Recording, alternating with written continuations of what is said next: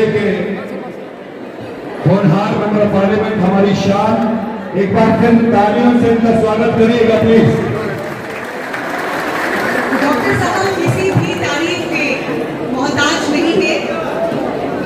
आप पहली बार मई 2014 में 16वीं लोकसभा के लिए निर्वाचित हुए। तब से आज तक आप प्रधानमंत्री कार्यालय में कई महत्वपूर्ण पदों पर आसीन हैं।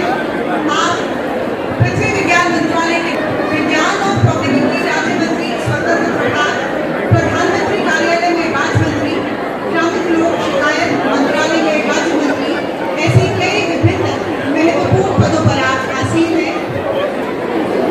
आप यहाँ पर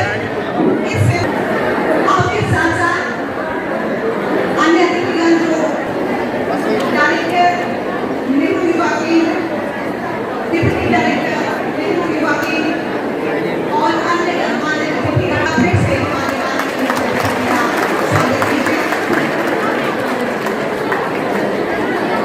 देखिए आज का ये G20 जिसका दाम हर ग्राहक लगाए, सर थोड़ा खुला वो शहीदों की उम्र है जो नया सूरज उगाए, जब कड़क कर दिन मिलाए वायु नीचे करा। हाँ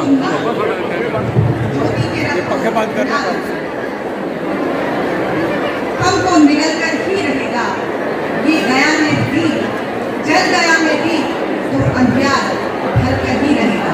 अनुरोध है कृपया शांति बनाए रखें, क्योंकि आप लोगों के बोलने की वजह से राहुल पांडे जी से कि वो हमारे आज के अतिथिगण सम्मानित करें।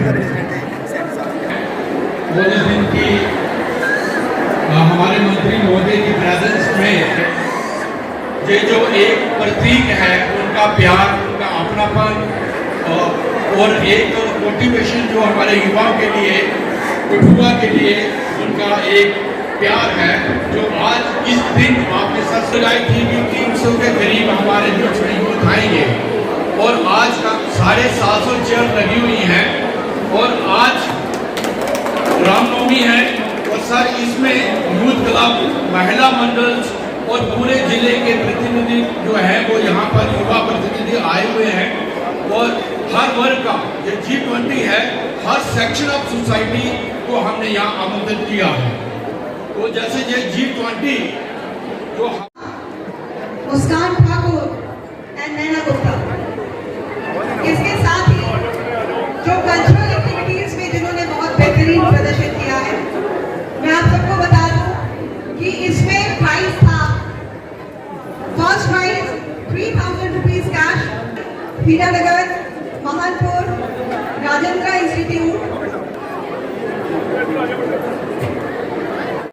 भारत की प्रतिभा और मोदी जी के नेतृत्व की स्वीकृति करते हुए आज भारत को G20 की मेजबानी का अवसर दिया गया है और विश्व भर में प्रत्येक देश अब इस बात को मानता है कि किसी भी प्रकार का समय आए, कोई भी संकट आए, अगर किसी देश में क्षमता है उस संकट का सामना करने की तो भारतवर्ष है।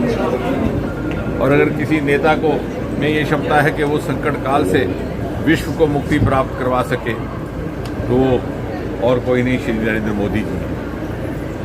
और इसलिए आज का ये जो कार्यक्रम किया गया G20 के अंतर्गत होने वाले युवाओं के कार्यक्रम की श्रृंखला में, ये भारत के युवाओं को समर्पित है। और मैं तो ये भी कहूँगा कि इस कार्यक्रम का महत्व इसलिए भी और अधिक बढ़ जाता है, जिस प्रकार से मोदी जी बार बार कहते हैं कि हम इस समय अमृत काल में प्रवेश कर चुके हैं। अगले 25 वर्ष के बाद आज़ाद हिंदुस्तान अपनी 100वीं सालगिरह मनाएगा और उस शताब्दी भारत के निर्माता ये आज के युवा बच्चे होंगे, जिनके पास अगले 25 वर्ष पूरी ऊर्जा, पूरी क्षमता और पूरी योग्यता और पूरे परिश्रम के साथ राष्ट्र निर्माण को समर्पित करने के लिए रहेंगे। और यही बच्चे हैं जिनको परमात्मा ने ये वरदान दिया कि वो निर्धारित करेंगे कि सन 2047 के भारत की क्या तस्वीर होगी, क्या उसका चित्र होगा। और इसलिए ये कार्यक्रम इनको समर्पित, और हम सब का ये दायित्व है कि हम आज के हिंदुस्तान के नौजवान में वो क्षमता निर्माण करने में अपना योगदान निभा सकें, ताकि वो 25 वर्ष के बाद इस महत्वपूर्ण घड़ी में अपनी भूमिका सकारात्मक ढंग से निभा सकें। सर, जम्मू कश्मीर के युवाओं के लिए कितना अच्छा मौका, क्योंकि पिछले कई वर्षों से वो आतंकवाद में ग्रस्त थे। मैं और समझता आज जो हूँ आपने बिल्कुल ठीक कहा। मुझे ये विश्वास है कि आने वाले समय में जब भारत शिखर पटल पर पहुंचेगा, भारत की अर्थव्यवस्था अव्वल नंबर पर पहुंचेगी, तो उसमें बहुत अधिक योगदान उन क्षेत्रों का होगा जिनको अभी तक अनएक्सप्लोर्ड छोड़ा गया। भले ही वो हिमालयन प्रदेश थे, जम्मू कश्मीर, उत्तराखंड, हिमाचल प्रदेश, भले ही वो हमारे तटवर्ती राज्य थे, समुद्र के किनारे 750 किलोमीटर, क्योंकि हमारे समुद्रों में भी अपार संपत्ति। और जम्मू कश्मीर का जहाँ तक संबंध है, आपको स्मरण होगा पिछले ही रविवार मोदी जी ने मन की बात के अपने प्रसारण में लवेंडर खेती को लेकर के उल्लेख किया। ये हमारे लिए गर्व की बात है कि बैंगनी क्रांति, पर्पल रेवोल्यूशन, जिसकी चर्चा देश भर में हो रही है, उसका जन्म जम्मू कश्मीर से हुआ। अरोमा मिशन का प्रारंभ जम्मू से हुआ और भद्रवाह का जिसका उल्लेख उस दिन मोदी जी ने किया, वहाँ पर लगभग 3000 हमारे युवा एक नया विकल्प स्टार्टअप का ढूंढ करके अपनी